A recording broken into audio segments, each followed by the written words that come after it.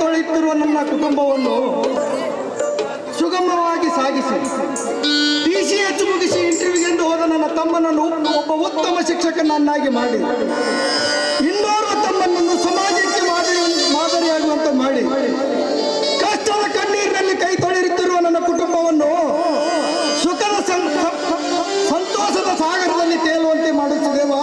ನಿನಗೆ ಕೋಟಿ ಕೋಟಿ ನಮನಗಳು.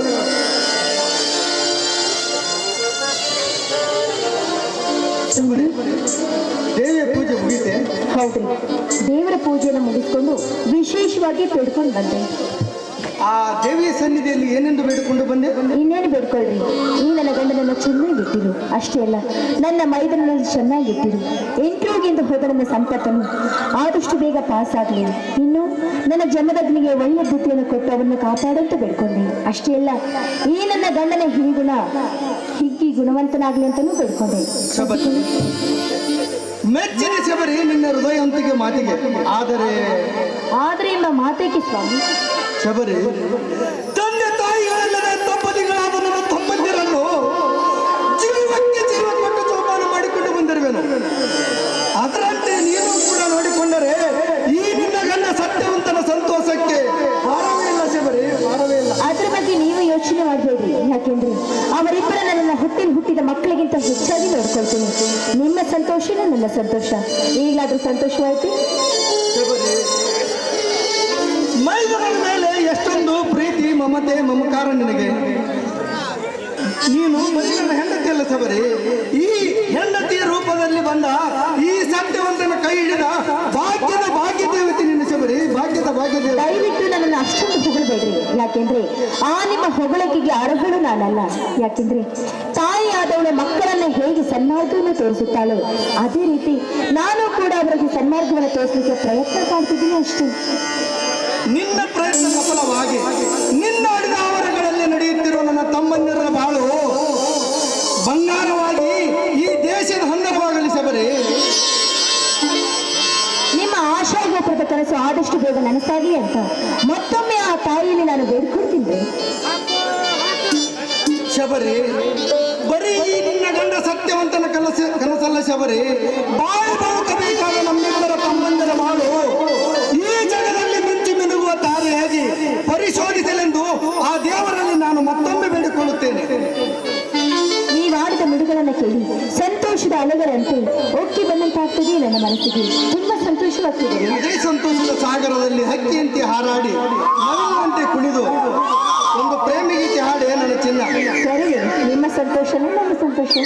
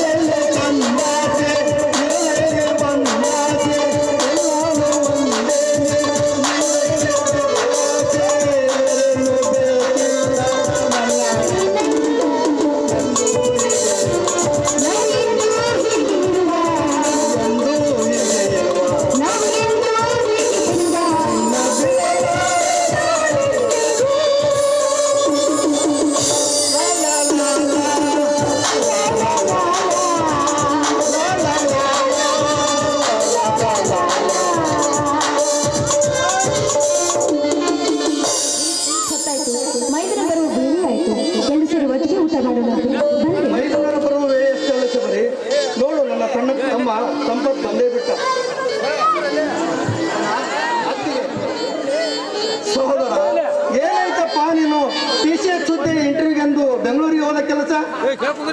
ಅಣ್ಣ, ನಿಮ್ಮೆಲ್ಲರ ಆಸೆಯಂತೆ ನಾನು ಶಿಕ್ಷಕರ ಇಂಟರ್ನಲ್ಲಿ ಪಾಸಾಗಿ ಬಂದಿದ್ದೇನೆ. ತೆಗೆದುಕೊಳ್ಳೋಣ ಸ್ವೀಟ್.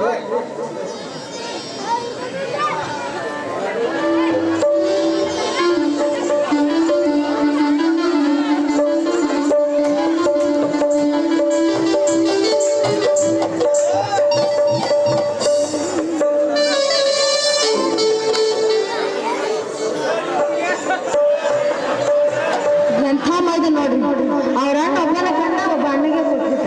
ಅತ್ತಿಗೆ ಕಾಣೋದಿಲ್ಲ ನನ್ನ ಬೇಡ ಈಗ ಬಂದು ಕೊಡಲ್ಲ.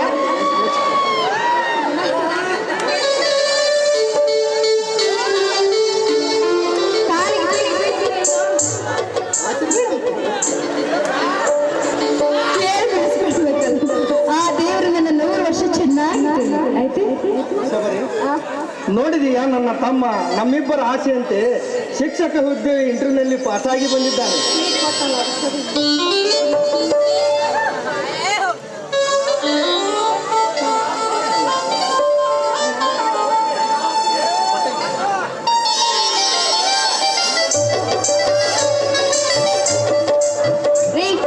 ನೆನೆದವರ ಮನದಲ್ಲಿ ಶ್ರೀಕೃಷ್ಣ ಪರಮಾತ್ಮನ ಹಾಗೆ ಅದು ನನ್ನ ಮೈದನ ಜಮದಗ್ನಿ ಬಂದು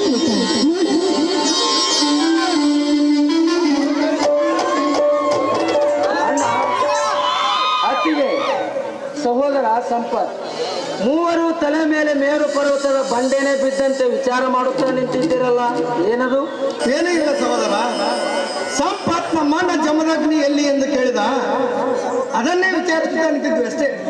ಹೀಗೋ ಮತ್ತೆ ಯಾವ ಪುಂಡನಾದರೂ ನಮ್ಮ ಮನೆತನದ ಕಡೆ ಕೈ ಮಾಡಿ ತೋರಿಸಿ ಪುಂಡನಾಗಿ ಹೋಗಿದ್ದರೆ ಅವನ ನೆತ್ತರು ನೆತ್ತಿಯ ಕುಡಿಯಲೆನ್ನು ಆರ್ಭಟಿಸುತ್ತಲಿದೆ ಈ ನನ್ನ ಗಂಡು ಕೊಡಲಿ. ಗಂಡು ಕೊಡಲಿಯ ಪುಂಡ, ಗಂಡದಲ್ಲಿ ವೀರರಾಯಣ್ಣನಂತ ಅವತಾರದ ನನ್ನ ಎರಡನೇ ಅಣ್ಣ ಜಮದಗ್ನಿ ಮೇಲಿರುವಾಗ ನಮ್ಮ ಮನೆತನದ ಕಡೆ ಕೈ ಮಾಡಿ ತೋರಿಸಿ ಹೊರಗೆ ನೋಡಿ ನಮಗೆ ಕೆಟ್ಟ ನುಡಿಗಳನ್ನಾಡಿದರೆ ಯಾರಿಲ್ಲವೆಂದು ನುಡಿಯಬೇಕು ಸಹೋದರ.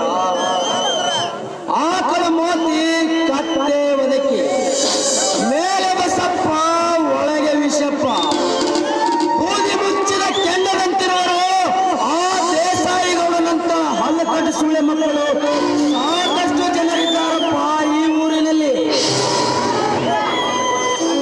ಊರು ಸಾಬರಿ ನಮ್ಗೆ ಯಾಕೋ? ನೀನು ದೇಸಾಯಿಗೌಡನ ಮನೆಗೆ ಹೋದ ಕೆಲಸ ಏನಾಯ್ತಪ್ಪ?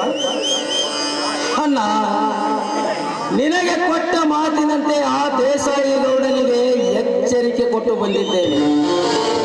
ನನಗೆ ಬಂದ ಕೋಪದಲ್ಲಿ ಆ ಕೆಟ್ಟ ಕುಲದ ಕೊಂಡಿಯನ್ನು ಕಡಿದು ಹೆಳಿಗೆ ತುಂಬಿ ಉಕ್ಕಿ ಉಂಡು ಬರುತ್ತಿದ್ದೆ. ಸಹೋದರ, ಅವನು ನಿನ್ನ ವಾರ್ನಿಂಗ್ಗೆ ಬಗ್ಗದಿದ್ದರೆ ನನ್ನ ಸತ್ಯವಂತ ಹೇಳಿ ಕಳಿಸಿದ ಮಾತಿನ ಪ್ರಕಾರ ತಿಳಿ ಹೇಳಿ ಬಂದಿದ್ದೇನೆ.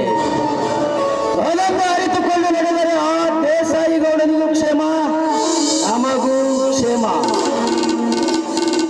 ಇರದಿದ್ದರೆ ನಾಳಿಗೆನೇ ನಡೆಯುತ್ತದೆ ನಮ್ಮಿಬ್ಬರ ನಡುವೆ ರಕ್ತದ ಕಾಳಗ. ಆ ರಕ್ತದ ಕಾಳಗದಲ್ಲಿ ಆ ದೇಸಾಯಿ ಗೌಡ ಸಾಯಬೇಕು ಒಂದು, ಇಲ್ಲ ಈ ನಿನ್ನ ಅಣ್ಣ ಜಮದಗ್ನಿ ಸಾಯಬೇಕು ಒಂದು. ಸಹೋದರ, ಆ ದೇಸಾಯಿ ಗೌಡನ ವಿಷಯ ಆಗಿರಲಿ. ನೀನು ಇಂಟರ್ವ್ಯೂಗೆಂದು ಹೋದ ಕೆಲಸ ಏನಾಯ್ತಪ್ಪ? ನಿಮ್ಮೆಲ್ಲರ ಆಸೆಯಂತೆ ನಾನು ಶಿಕ್ಷಕರ ಇಂಟರ್ವ್ಯೂನಲ್ಲಿ ಪಾಸಾಗಿ ಬಂದಿದ್ದೇನಲ್ಲ. ಯಾವ ತಾಲೂಕಿಗೆ ಯಾವ ಊರಿಗೆ ಹಾಕುತ್ತಾರೆಂದು ಇನ್ನೂ ತಿಳಿದಿಲ್ಲಣ್ಣ. ಯಾವ ತಾಲೂಕಿಗಾದರೂ ಹಾಕಲಿ, ಯಾವ